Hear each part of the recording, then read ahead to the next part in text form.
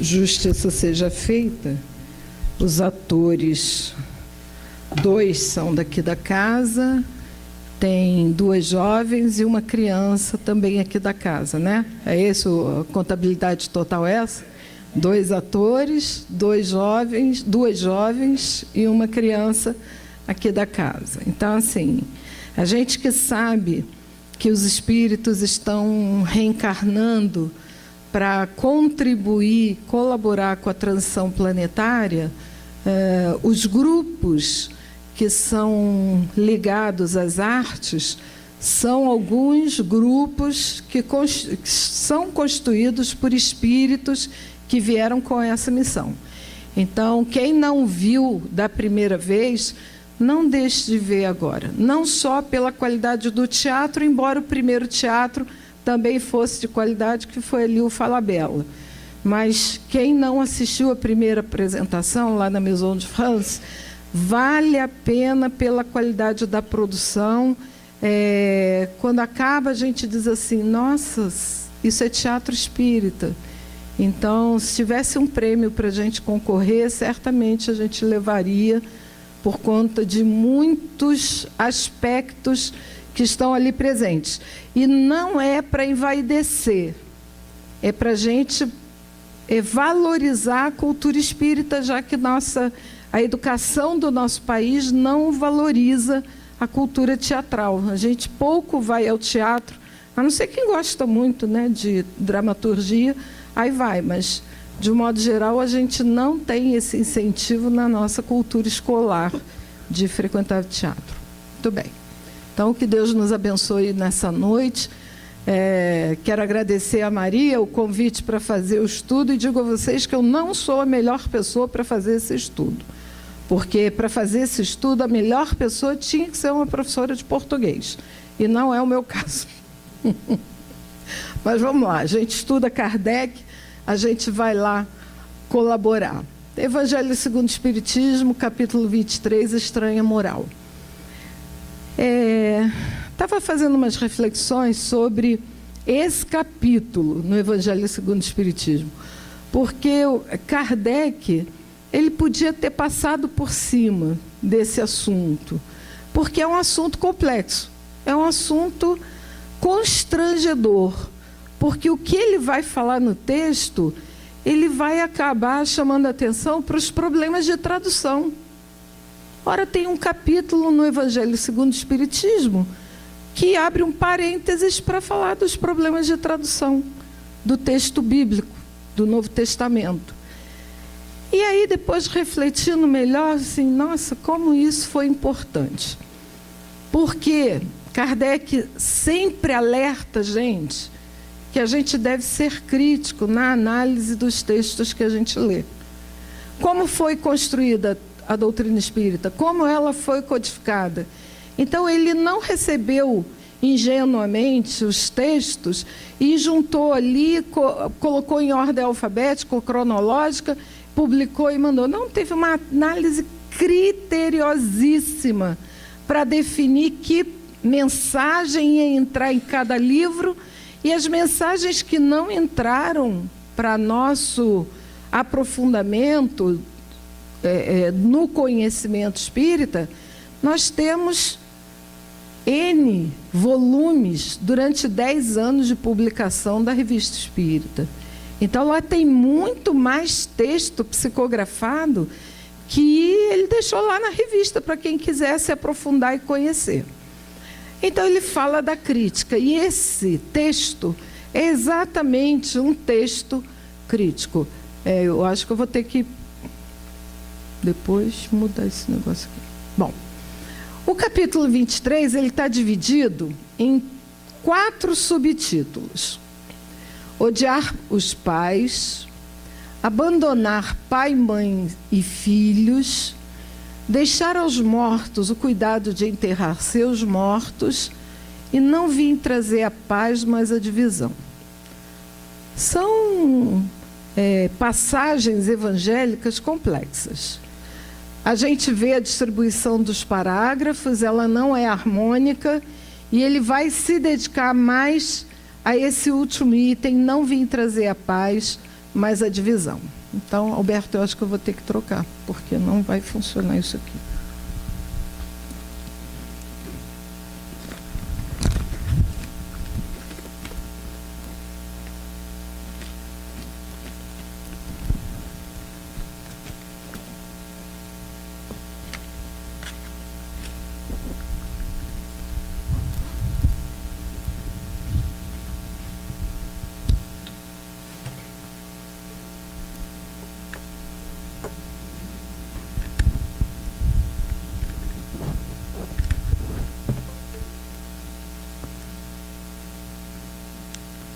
Então, vamos lá.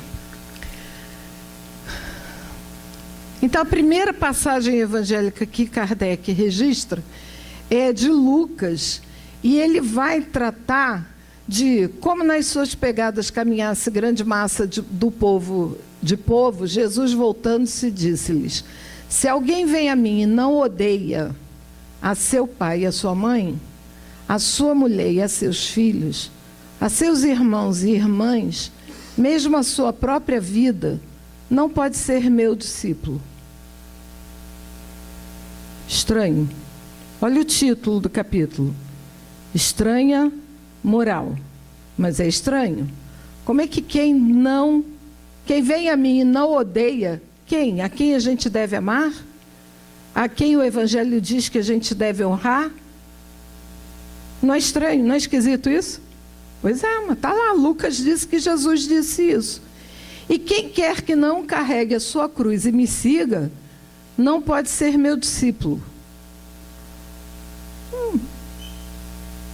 Vamos lá, vamos analisar. Assim, aquele dentre vós que não renunciar a tudo que tem, não pode ser meu discípulo. E aí tem a passagem do rico, tem várias passagens no Evangelho que vai, deixa e segue-me. Ok. A segunda, ele diz assim: aquele que ama a seu pai ou a sua mãe mais do que a mim, de mim não é digno. Aquele que ama seu filho ou a sua filha mais do que a mim, de mim não é digno. Jesus sentia ciúmes? Ele queria exclusividade dos nossos afetos a ele e menos para os demais, nossos familiares? Para que a gente formou família? Para que a gente veio? Para que a gente nasceu em família? Para que Deus criou a família como forma de evolução entre os espíritos aqui na Terra? Então, Kardec vai abertamente comentar o seguinte, que certas palavras atribuídas a ele contrastam com o modo habitual do seu falar. É verdade, porque vários autores que comentam o Evangelho falam da sua mansuetude. Vários textos que nós estudamos, nós sabemos da delicadeza com que ele contava as parábolas, com que ele fazia as narrativas. E justo esse que vem falar do amor familiar, vem tratar do ódio em relação ao seu pai e sua mãe. Kardec diz que, instintivamente, nós repelimos o sentido literal do texto. Olha que bacana, porque quem está fazendo essa análise não sou eu, não tenho a menor competência para fazer essa análise. Quem está fazendo essa análise é Kardec, codificando a doutrina, estudando o texto evangélico. Então, no que a gente lê essa passagem de Lucas, a gente diz assim: isso não pertence a Jesus, isso não é de Jesus.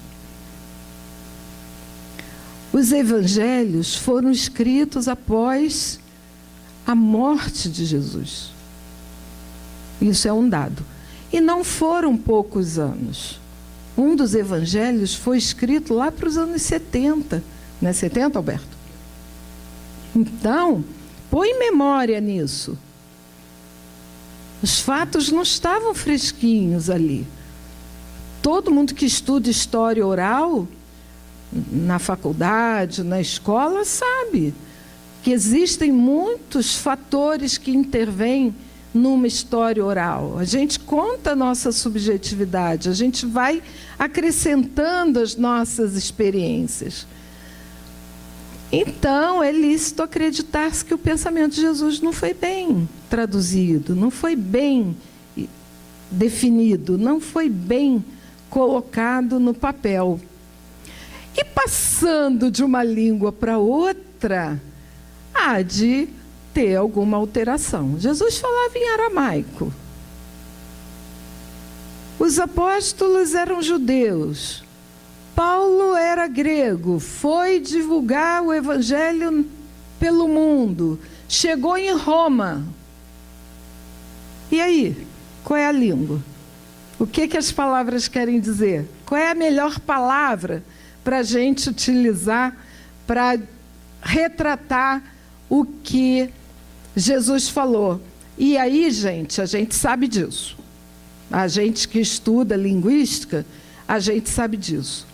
Um erro cometido uma vez, para os copiadores que o repetiram, como se dá frequentemente em relação aos fatos históricos. E aí a gente vai repetindo aquilo como se fosse verdade. O que será que aconteceu com a passagem odiar os pais? Então ele diz que o odiar na frase de Lucas, se alguém vem a mim e não odeia a seu pai e sua mãe, está nessa situação. É uma dessas situações, claramente, porque Jesus não iria trazer como ensinamento alguma coisa que desmerecesse o amor que a gente deve aos nossos pais, porque nós devemos honrar pai e mãe, porque eles abriram mão de uma série de princípios para nos receber. Por que nós? Porque nós muitas vezes fomos os detratores deles. Nós muitas vezes fomos os algozes deles. E perdoando-nos, eles nos receberam como filhos. E nos recebendo como filhos, honrar a pai e mãe é dever. Por que odiá-los? Então, é supérfluo ficar discutindo essa frase. A gente vai ter coisa mais importante no Evangelho para a gente aprender e ficar discutindo se a palavra é essa ou não. Mas importaria primeiro saber se ele a pronunciou em caso afirmativo, se na língua em que ele se exprimia, a palavra em questão tinha o mesmo valor que a nossa. E aí Kardec foi lá pesquisar qual era o sentido da palavra odiar.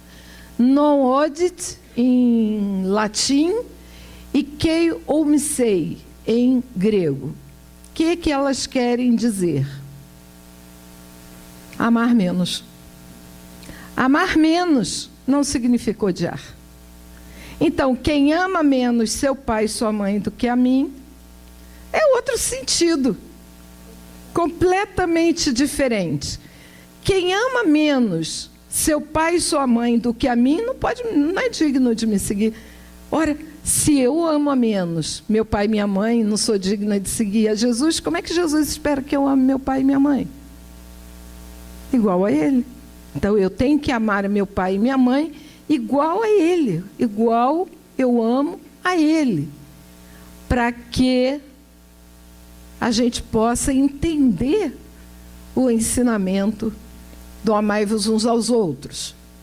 Em hebreu, significa também amar menos, não amar igualmente, tanto quanto a um outro. É nesse sentido, muito diferente de odiar. O que significa odiar na nossa língua? O que significa odiar nas línguas latinas? O que significa esse sentimento pesado que a gente conhece com profundidade? A gente conhece com mais profundidade o ódio do que o amor. A gente sabe identificar mais rapidamente o ódio do que o amor. Os maiores problemas da humanidade ainda são sentimentos de ódio entre nações, entre irmãos em humanidade, e não o amor. O amor, muitas vezes, é dado como... Nossa, até zoação, né? até gozação, até... tá brincando, né, comigo? Você está falando sério. Vamos falar sério. Pois é, estou falando sério, estou falando de amor. De amor entre pai e mãe, de filho para pai e mãe. No dialeto siríaco, não amar tanto quanto o outro. E aí Kardec, nesse texto, ele fala que Jesus também falava no dialeto siríaco. Então, que ele poderia ter falado essa passagem nesse dialeto, e aí ele usou a palavra, mas a palavra no dialeto ela tem outro significado, não é o significado que a gente utiliza normalmente. No parágrafo seguinte, como nas suas pegadas caminhasse grande massa de povo, Jesus, voltando-se, disse-lhes: se alguém vem a mim e amar-me, é aquele mesmo parágrafo, né? Se alguém vem a mim e amar menos a seu pai, sua mãe, sua mulher, seus irmãos e irmãs, mesmo a sua própria vida, não pode ser meu discípulo. E quem quer que não carregue sua cruz, me siga, não pode ser meu discípulo. Assim aquele dentre vós que não renunciar a tudo o que tem, não pode ser meu discípulo. Aquele que ama menos a seu pai e sua mãe, mais do que a mim, de mim não é digno. Aquele que ama seu filho ou sua filha, mais do que a mim, de mim não é digno. Então, estamos falando de sentido, tanto quanto.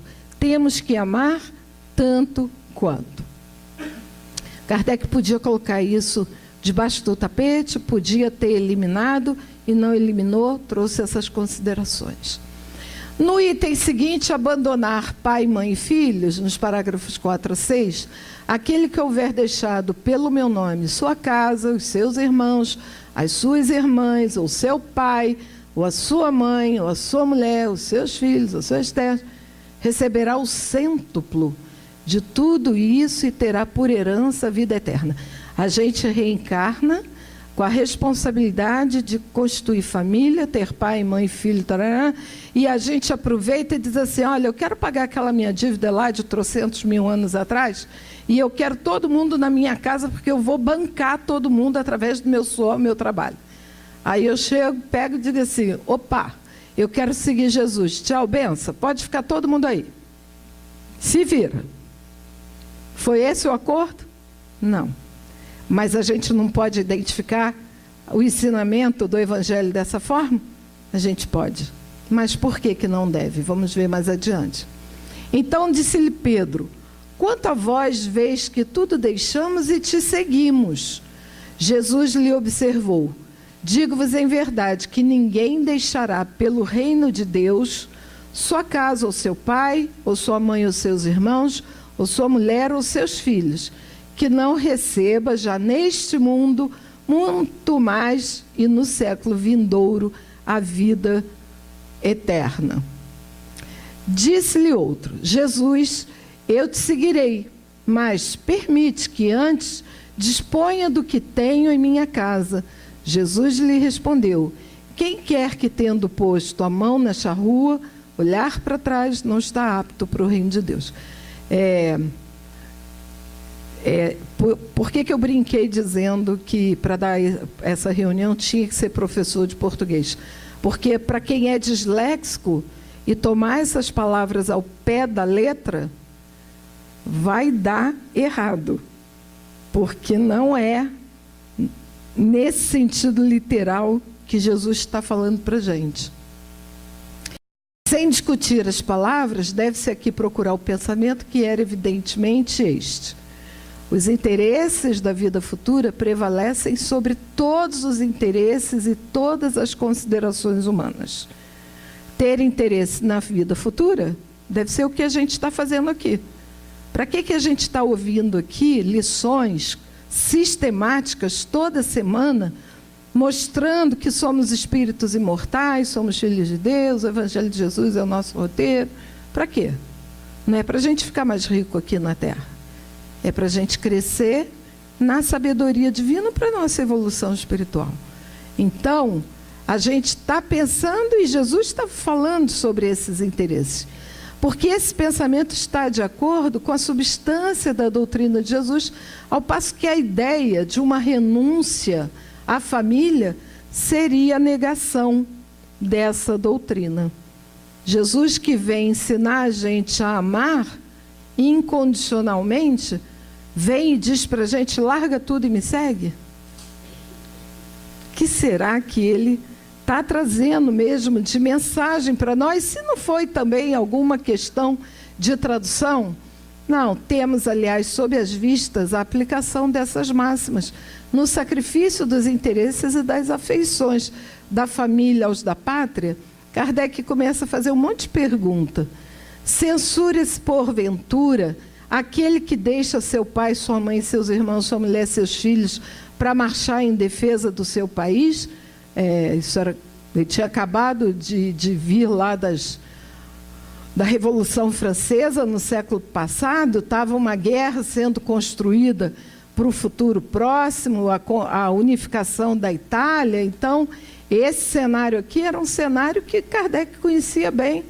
Os jovens saindo, os homens saindo para a guerra, né? Não lhe reconhece, ao contrário, grande mérito em arrancar-se as doçuras do lar doméstico aos liames da amizade para cumprir um dever?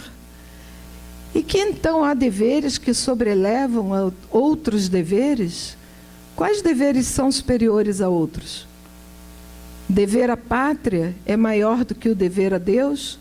O dever à família é maior do que o dever a Deus, à pátria, nessa roda de sugestões que ele faz? Não impõe a lei à filha a obrigação de deixar os pais para acompanhar o esposo? Então as filhas não vão mais acompanhar o esposo porque elas vão se dedicar ao reino de Deus? Essas perguntas são muito interessantes, que elas são do dia a dia. Formigam no mundo os casos que são necessários, as mais penosas separações. E nem por isso, entretanto, as afeições se rompem. Mesmo entre nós, no dia a dia, nos dias atuais, quando a gente tem que fazer alguma viagem, algum período de estudos fora, quando a gente muda de cidade para trabalho, os afetos, eles se rompem? Não. Então, nesse processo também, nós não vamos deixar de fazer nada para seguir a Jesus, deixando de ter sentimentos em relação aos nossos afetos. O afastamento não diminui o respeito, nem solicitude do filho para com os pais, nem a ternura desses para com eles. Pelo contrário, né? A saudade, nós sabemos exatamente o que é.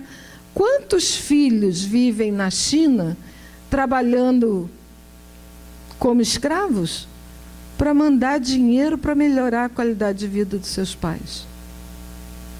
Quanta gente faz isso? A gente não sabe, do ponto de vista espiritual, que compromissos esses filhos têm com esses pais. Sabe-se lá se eles foram exploradores desses pais em outros tempos? E por que trabalhar na China? Tem trabalho para todo mundo no Brasil? Na China tem? Tem, né? Se brasileiro está indo para lá é porque tem. Enquanto eles estiverem indo é porque tem oferta. E o que eles fazem? Ficam ricos e voltam? Juntam o dinheiro lá e voltam ricos para cá? Não. Eles mandam o dinheiro para os seus pais que estão aqui passando necessidade. E eles estão lá exatamente pelo afeto que têm a eles.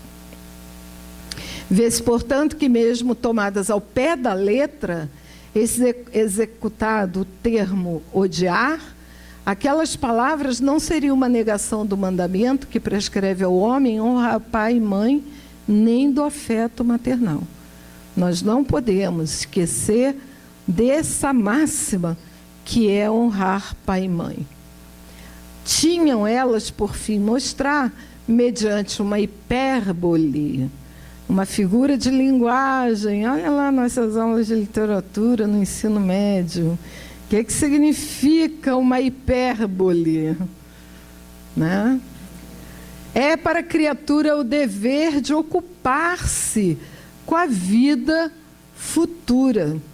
Aquele que houver deixado pelo meu nome sua casa, os seus irmãos, as suas irmãs, seu pai, sua mãe, sua mulher, seus filhos, suas terras, receberá o cêntuplo. A gente brinca aqui entre nós por bônus hora. Vai perder o bônus hora. Está indo embora mais cedo, vai perder o bônus hora. Jesus estava prometendo cêntuplo, 100 vezes mais. Que exagero é esse? A figura de linguagem da hipérbole, professor, me corrigiu se eu estiver errado, é exatamente o exagero. Acentuar o sentido pelo exagero. Vai ganhar 100 vezes mais. A gente não fala brincando. Você vai ganhar 100 vezes mais. É isso aqui, a gente está exagerando para chamar a atenção.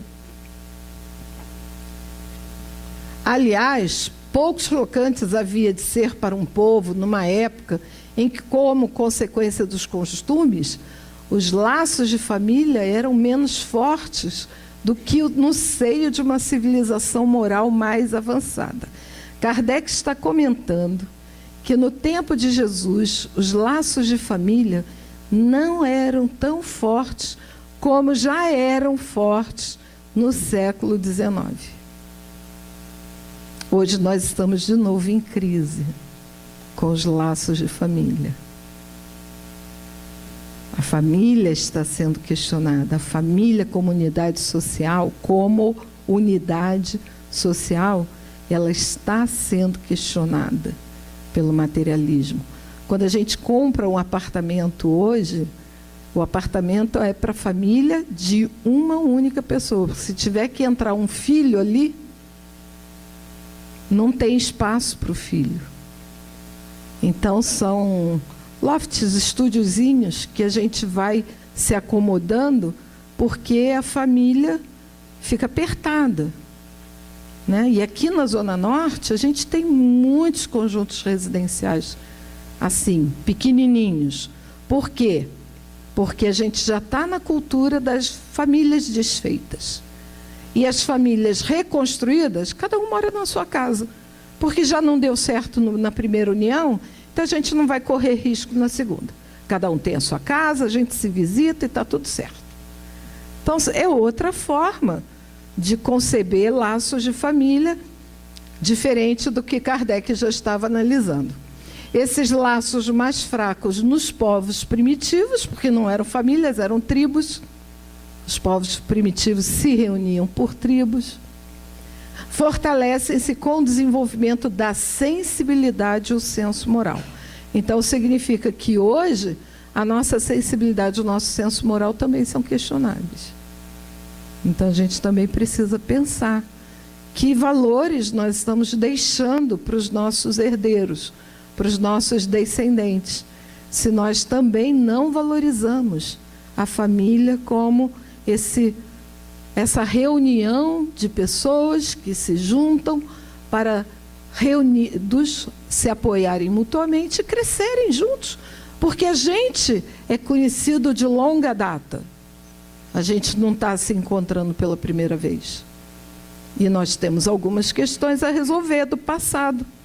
Então, podemos aproveitar essa união.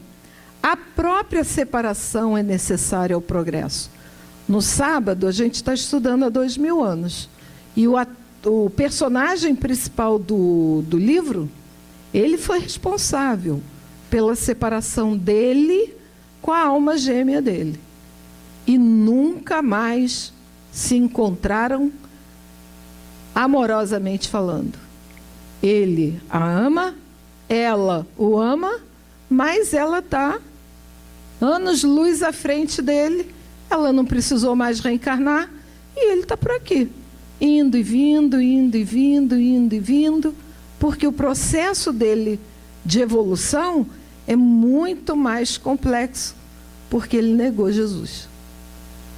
Então ele ainda não se sente à vontade de dizer: estou liberado, já cumpri com todas as minhas dívidas, porque eu já queimei lá todas as minhas dívidas de ter negado Jesus. Nada disso, pelo contrário, está aí tentando ajudar a gente o máximo que ele pode. Assim as famílias como as raças se abastardam, desde que não se entrecruzem, se não se enxertem umas nas outras. É uma lei da natureza, tanto no interesse do progresso moral, quanto no progresso físico. Aqui as coisas são consideradas apenas do ponto de vista terreno. Ainda tem isso, né? Kardec vai analisar do ponto de vista terreno, como é que se formam as famílias e por que interessa, no seio terreno, não ficar formando família só entre pares consanguíneos, primo com primo, parentes próximos, porque a gente precisa progredir, a gente precisa ampliar as nossas experiências amorosas. E é nessa troca, muitas vezes, de nação, que a gente tem a oportunidade de ampliar o afeto que a gente traz no peito.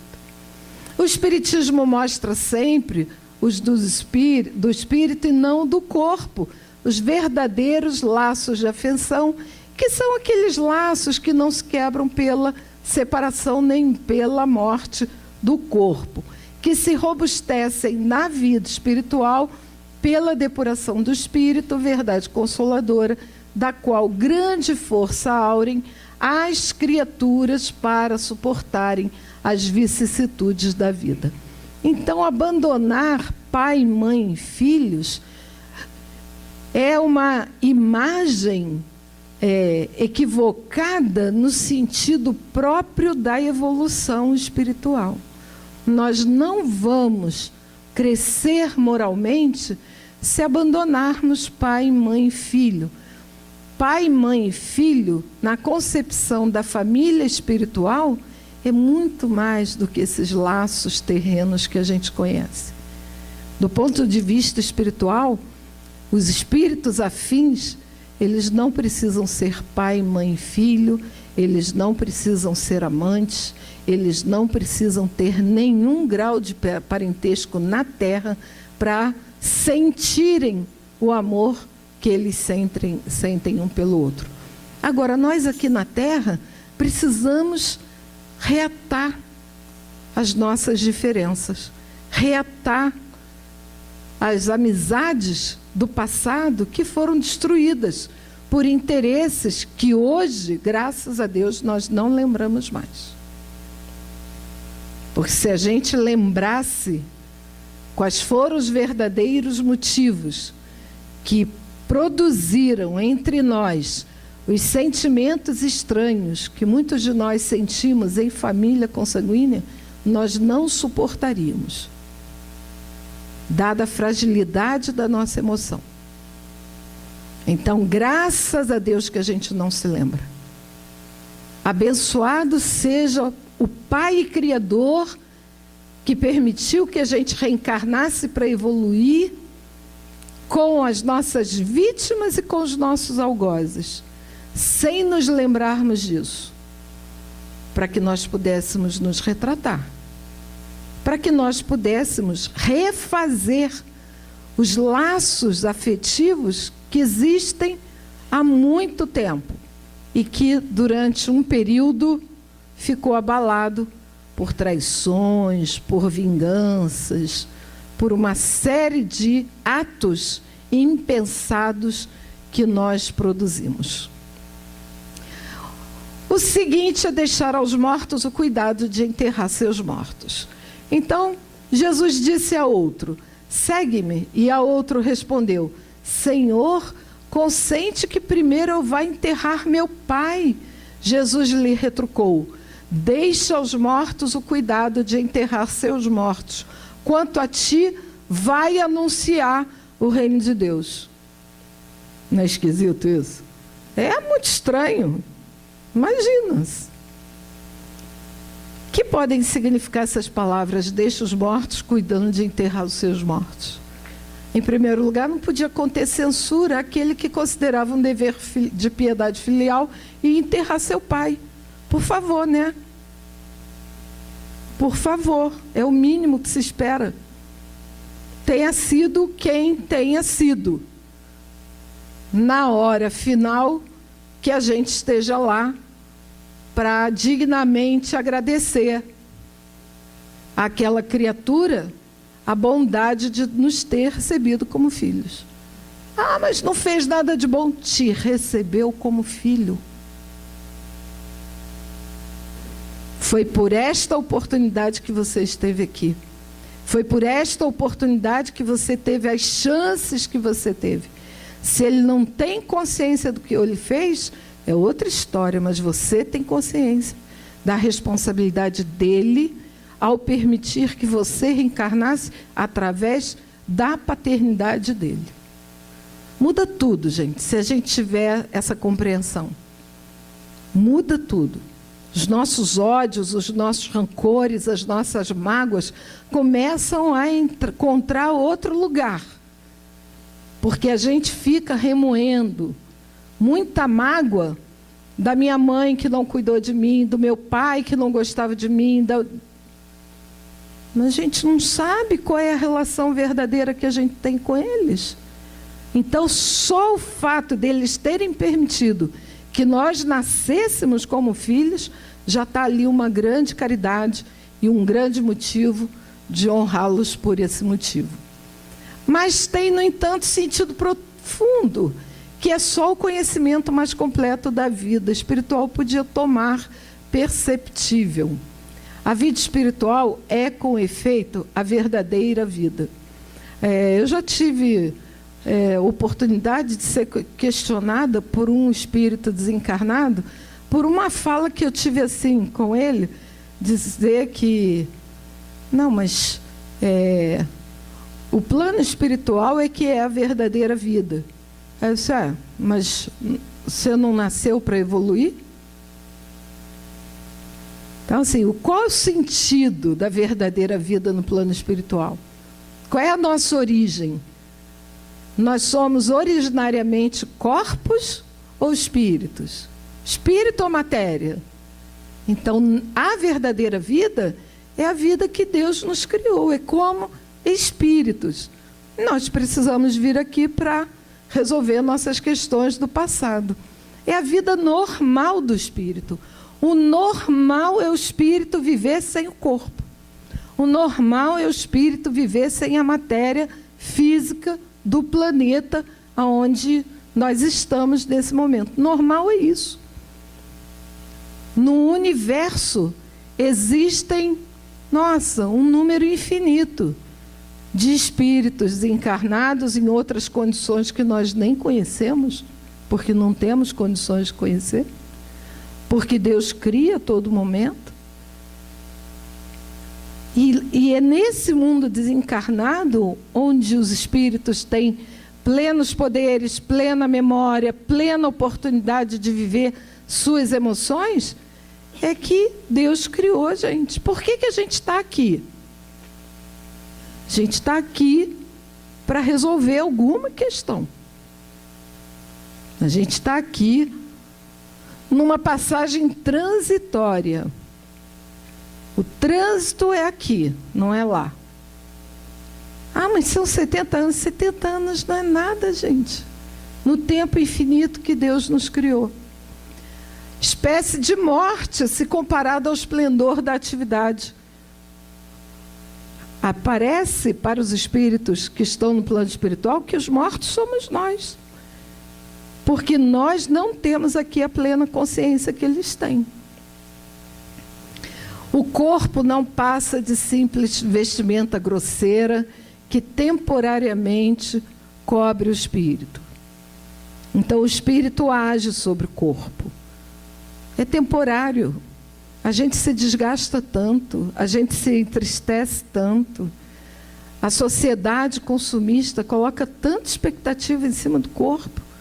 E quanta gente cria problemas para anos à frente em função do próprio corpo. E o corpo é só um período breve. É um grilhão que prende a gleba terrestre. Imagina quem reencarna surdo-cego, quem reencarna em condições de sofrimento físico, por falta de algum dos sentidos, quem não tem a sua consciência plena. A consciência plena. Imagina quem desencarna em situação de overdose, como é que vai reencarnar?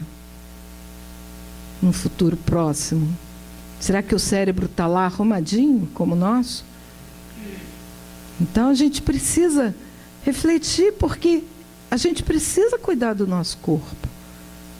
Ele é uma dádiva. Ele é a oportunidade da nossa redenção, no sentido de que é através dele que nós vamos nos reformular. Nós vamos deixar todo o nosso passado refeito. E que o espírito que tem consciência se sente feliz quando se liberta. Não assim, graças a Deus me levei. Não, não é assim não. Graças a Deus que esse corpo me serviu. Graças a Deus que esse período foi útil. Graças a Deus que esses princípios espirituais que estiveram a serviço da minha encarnação me ajudaram a passar esse período na Terra. O respeito aos mortos se consagra, não é a matéria que o inspira, não é o corpo que nos dá a inspiração de consagrar os mortos, mas é o espírito ausente que o infunde. Então, quando a gente vai ao enterro, não é o corpo físico que está inspirando a gente ali a saudade, é o espírito ausente. A gente lamenta a ausência daquele espírito, não é o corpo. Porque o corpo é transitório para todos nós. Mas o espírito saiu temporariamente do nosso convívio. Com o tempo, a gente começa a perceber ele de volta. Ele é análogo àquele que se vota aos objetos que lhe pertenceram, que ele tocou e que as pessoas lhe são afeiçoadas, guardam como relíquias. Era isso que aquele homem não podia, por si mesmo, compreender. Né? Então, deixa eu ir lá enterrar. É meu pai que está ali. Não é mais seu pai. Vá lá enterrar. Mas não é mais seu pai. O espírito está já desprendido daquele corpo. Ainda temos que Jesus lhe ensina dizendo: não te preocupes com o corpo, pensa antes no espírito. Vai ensinar o reino de Deus, vai dizer aos homens que a pátria deles não é a terra, mas o céu, porquanto somente lá transcorre a verdadeira vida. E aí fica um pouco mais claro para a gente entender. O último subitem é: não vim trazer a paz, mas a divisão. Não penseis que eu tenha vindo trazer a terra, paz à terra, não vim trazer paz, mas a espada, porquanto vim separar do seu pai o filho, da mãe a filha, da sogra a nora, o homem terá por inimigos os da sua própria casa. Vim para lançar fogo à terra, e que é o que desejo, senão que ele se acenda. Tenho de ser batizado por um batismo, e quando me sinto desejoso de que ele se cumpra. Julgais que eu tenha vindo trazer a paz à terra? Não, eu vos afirmo. Ao contrário, vim trazer a divisão. Pois doravante, se acharem numa casa 5 pessoas, estarão divididas elas umas contra as outras, 3 contra 2, 2 contra 3. O pai estará em divisão com o filho com a mãe com a filha com a mãe, a sogra, a nora com a sogra. Será mesmo possível que Jesus, personificação da doçura e da bondade, que não cessou de pregar o amor ao próximo, haja dito: não vim trazer a paz, mas a espada, vim separar do pai o filho, do esposo a esposa, vim lançar fogo à terra e tenho pressa de que ele se acenda? Não estarão essas palavras em contradição flagrante com os seus ensinos? Olha Kardec enfrentando o Novo Testamento. Não há blasfêmia em lhes atribuírem a linguagem de um conquistador sanguinário e devastador. Mais recentemente, Jesus é o revolucionário socialista. Né? Não há blasfêmia nem contradição. Não estarão essas palavras em contradição flagrante Repetir? Repetir, desculpe, não paguei. Apenas um pouco equivocada a formação não lhe exprime com exatidão o pensamento, o que deu lugar a que se enganassem relativamente no verdadeiro sentido delas. Tomadas à letra, tenderiam a transformar sua missão toda de paz noutra de perturbação e discórdia, consequência absurda que o bom senso repele, porquanto Jesus não podia desmentir-se. Então não era Jesus que ia trazer objetivamente a guerra, o litígio, a luta, a separação. Toda ideia forçosamente encontra oposição e nenhuma há que se implante sem lutas. A resistência é sempre proporcional à importância dos resultados previstos, porque quanto maior ela é, tanto mais numerosos são os interesses que as fere. O Novo Testamento, ele traz ideias muito novas ainda hoje. Jesus, ao seu tempo, ele estava trazendo valores muito, muito, muito novos. Então, é claro que numa família, alguém que se tornasse cristão, iria começar a se comportar de maneira completamente diferente aos valores judeus, aos valores romanos, aos valores dos gentios, dos estrangeiros, de outros povos. Porque só Jesus ensinava a amar a Deus acima de todas as coisas e ao próximo como a si mesmo. Ainda tinha muito olho por olho, dente por dente. Ainda tinha muita ação violenta, sem tempo de arrependimento e sem tempo de julgamento. Avaliações rápidas, decisões e julgamentos rápidos. E Jesus estava trazendo uma nova concepção. Foram 3 anos apenas de completo estranhamento daquelas lições que ele estava trazendo naquele momento. Então é claro que ia ter resistência. Os cristãos foram parar nos circos, né, gente? Os cristãos foram mortos por leões. Por que cristãos foram mortos por leões? Senão porque eles pregavam o amor de uma maneira diferente. Então, se for notoriamente falsa, se julgam isenta de consequências, ninguém se alarma. Deixaram-na todos passar, certos de que lhe falta vitalidade. Se, porém, é verdadeira, se assenta em sólida base, se lhe prevê em futuro um secreto pressentimento, versus os seus antagonistas, de que constitui um perigo para eles e para a ordem de coisas em cuja manutenção se empenham. É claro que aqueles que perceberam que havia ameaça se posicionaram. Foi por isso que os cristãos foram parar nas arenas romanas. Porque aqueles homens de poder, eles se sentiram ameaçados de perder o reino da terra, porque o reino era de Deus. Jesus veio trazer o reino de Deus, não se colocar como um reino, como um rei na terra. É claro que todos eles se sentiram ameaçados. Atiram-se então contra ela e contra os seus adeptos. A medida de importância dos seus resultados, de uma ideia nova, se encontra na emoção que o seu aparecimento causa. E a gente não pode negar que houve muita emoção, né? A entrada de Jesus em Jerusalém, a crucificação, a ressurreição, são só 3 momentos rápidos para a gente lembrar de emoção. Mas nós, evangelizadores, ontem estudamos um texto belíssimo, que foi a transfiguração de Jesus lá no Monte Tabor. E o que foi que aconteceu com Pedro, Tiago e João, se não se encantarem com aquela possibilidade de verem Jesus, Elias e Moisés juntos ali? Nem naquela ingenuidadezinha, dizer assim, vamos fazer uma cabaninha para cada um de vocês. Eu disse, não, vamos descer, o povo lá embaixo está precisando de ajuda. Está precisando ser curado. Falei o monte certo?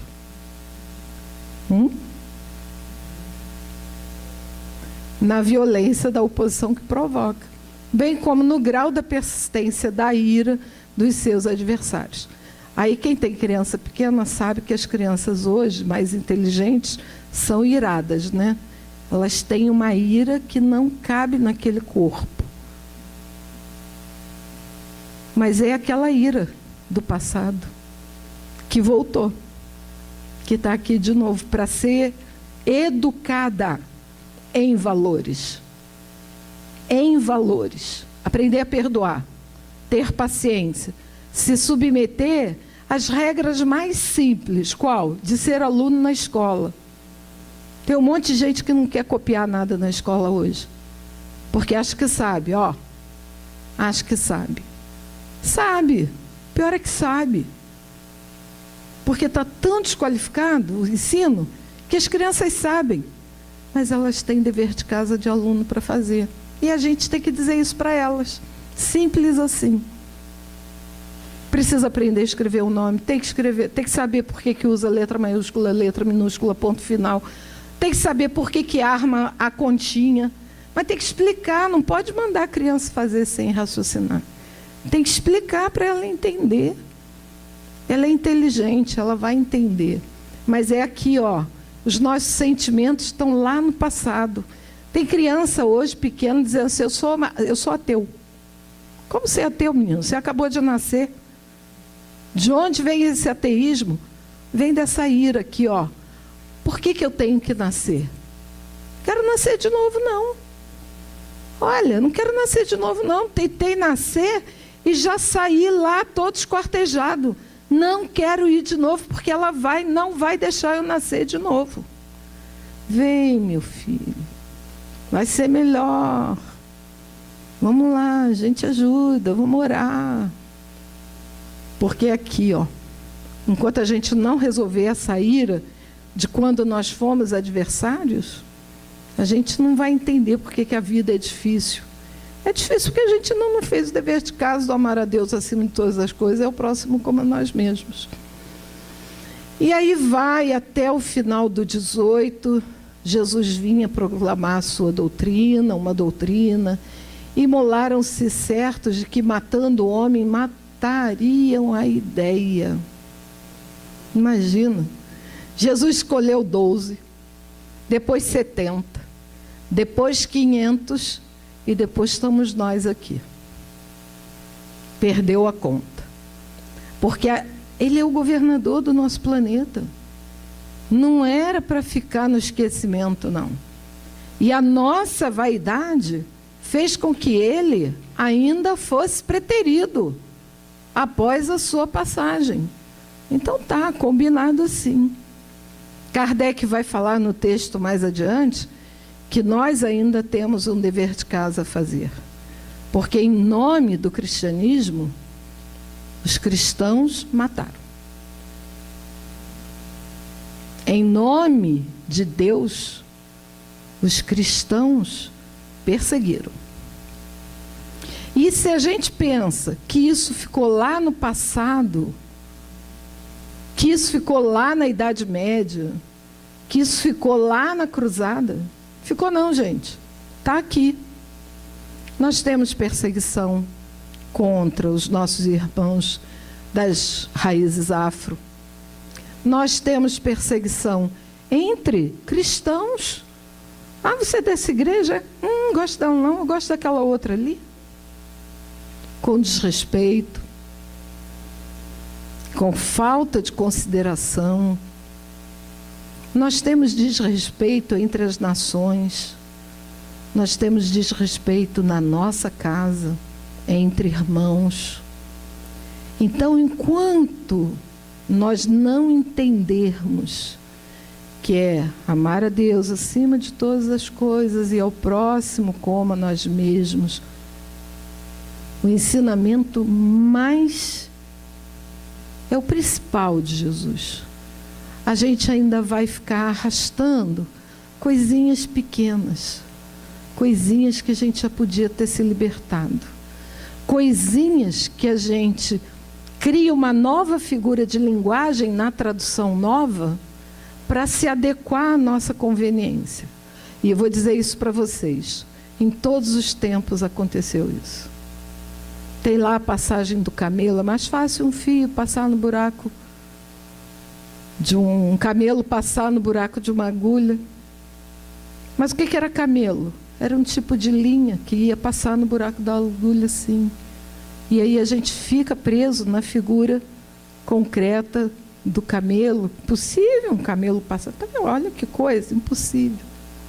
Então a gente vai fazendo interpretações que nos convêm, que vão transferindo para mais tarde essa responsabilidade que nós temos de entender o que é o Evangelho de Jesus.